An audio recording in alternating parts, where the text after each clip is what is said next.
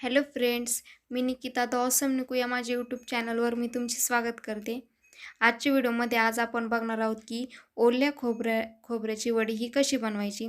आणि आता श्रावण महिना चालू आहे, त्यामुळे कोणी कोणी श्रावणी सोमवार किंवा शनिवार धरतात. त्यामुळे उपवासाची बर्फी वगैरे ही कसे तयार करायचे यासाठी मी आज या ठिकाणी ओल्या खोबऱ्याची वडी ही आज बनवणार आहे. या ठिकाणी मी एक ओलं खोबरं घेतलं आणि ते मी या ठिकाणी किसून घेतलेलं आहे. आणि या ठिकाणी मी एक कढई घेतलेली आहे आणि त्यामध्ये साजूक तूप म्हणजेच आपलं जे गावरान तूप असतं घरी बनवलेलं किंवा तुम्ही विकतचं वापरत असाल तर ते ते या ठिकाणी मी 2 चमचे टाकलेलं आहे. आणि यामध्ये आपण जे ओलं खोबरं किसून घेतलेलं आहे ते मी या ठिकाणी परतवण्यासाठी टाकते आहे. अशा पद्धतीने हे आपण परतून घ्यायचं आहे. कमीत कमी 4 ते 5 मिनिट आपण हे लो फ्लेमवर परतून घेऊया. अशा पद्धतीने हे ओलं खोबरं परतवताना अशा पद्धतीने लो फ्लेमवरच परतवायचं आहे, जेणेकरून हे खोबरं हे खाली लागणार नाही. अशा पद्धतीने हे खोबरं लो फ्लेमवर परतून घ्यायचं. या ठिकाणी 4 ते 5 मिनिट झालेले आहे. आता या ठिकाणी आपण याला छान अशी टेस्ट यावी यासाठी आपण सुंठ विलायची पावडर या ठिकाणी टाकणार आहोत. सुंठ विलायची पावडर तुम्ही जर अवेलेबल नसेल तर सुंठ ही ठेचून टाकली तरीही चालेल.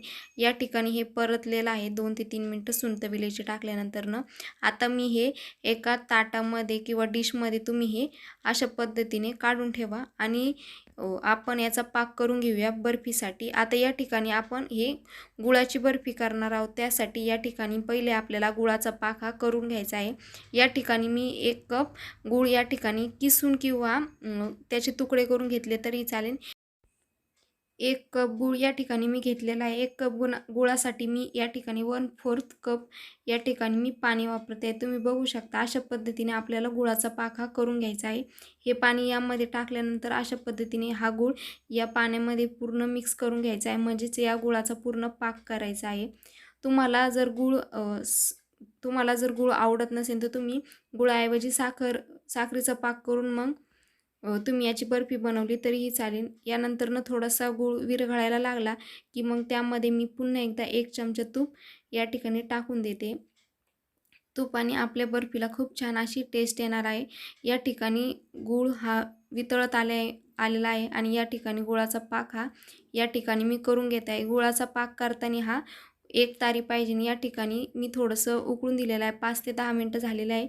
या ठिकाणी तुम्ही बघू शकता की पाक होतच आलेला आहे. आता तुम्ही बघू शकता की या ठिकाणी मी एकतारी पाक या गुळाचा केलेला आहे. अशा एकतारी पाक झाला तर आपला गुळाचा पाक या ठिकाणी रेडी झालेला आहे असं आपण समजून घेऊया.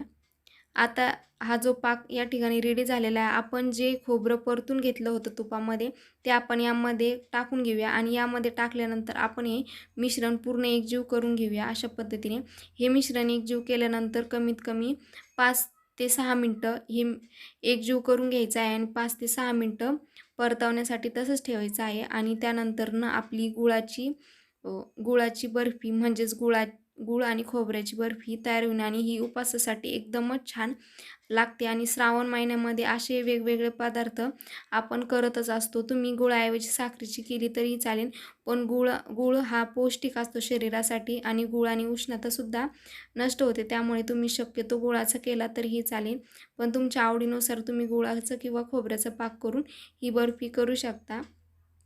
या ठिकाणी 5 ते 10 मिनिट झालेलं आहे आणि या ठिकाणी ही बर्फी आपली रेडी झालेली आहे. तुम्ही बघू शकता हा पाक यामध्ये पूर्ण मुरलेला आहे.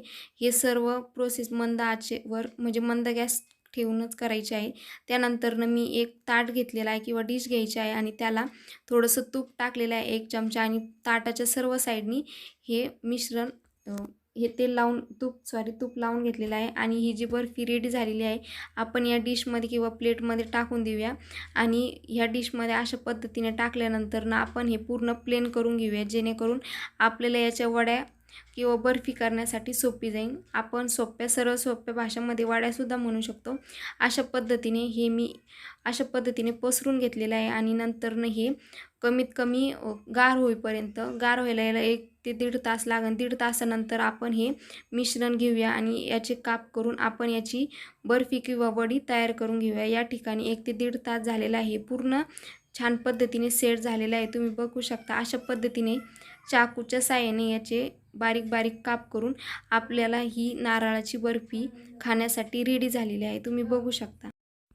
तुम्ही माझ्या चॅनलवर नवीन असाल तर प्लीज माझ्या चॅनलला लाईक करा, कमेंट करा आणि तुमच्या मित्रमैत्रिणींमध्ये शेअर करायला विसरू नका. आणि तुम्हाला माझा आजचा व्हिडिओ आवडला असेल तर प्लीज मला कमेंटमध्ये सांगायला विसरू नका की तुम्हाला ही नारळाची बर्फी आवडली की नाही आणि कशी झाली, तुम्ही ट्राय केली की नाही हे सुद्धा कमेंटमध्ये सांगायला विसरू नका. भेटूया अशाच पुढच्या नवीन रेसिपीमध्ये. एकदम भारी अशी या ठिकाणी आजची नारळाची बर्फी झालेली आहे. Okay, bye.